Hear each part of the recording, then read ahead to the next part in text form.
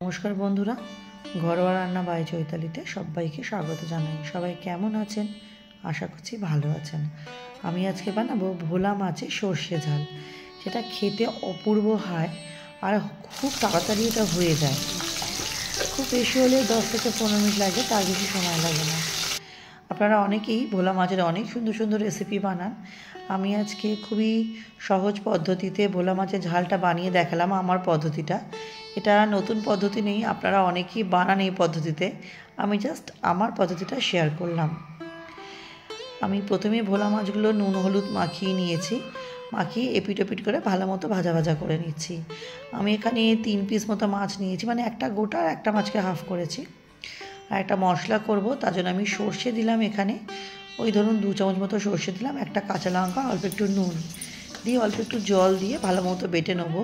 নুন কাঁচা লঙ্কা দিয়ে বাটলে কী হবে, সর্ষেটা তেতো হবে না। এদিকে আমার মাছটা ভাজা ভাজা হয়ে এসছে। ভাজা ভাজা হয়ে গেলে মাছগুলো একটা বাটিতে তুলে নেব।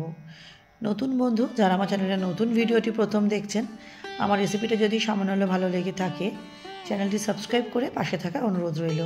পাশে থাকা বেল আইকনটি প্রেস করে অল নোটিফিকেশানটা অন করে নেবেন নতুন নতুন রেসিপির আপডেট পেতে। মাছগুলো তোলা হয়ে গেছে। এবার ছোটো চামচের 1 চামচ কালো জিরে ফোড়ন দিয়ে হালকা নাড়াচাড়া করে যতটা গ্রেভির প্রয়োজন আমি জল দেবো। যেহেতু আমার 3 পিস মাছ, এখানে আমি জল দিয়েছি হচ্ছে ওই ধরুন ছোটো চায়ের কাপের 1 কাপ মতো। দিয়ে যে সর্ষেটা বেটে রেখেছিলাম সেটা আমি দিয়ে দেবো।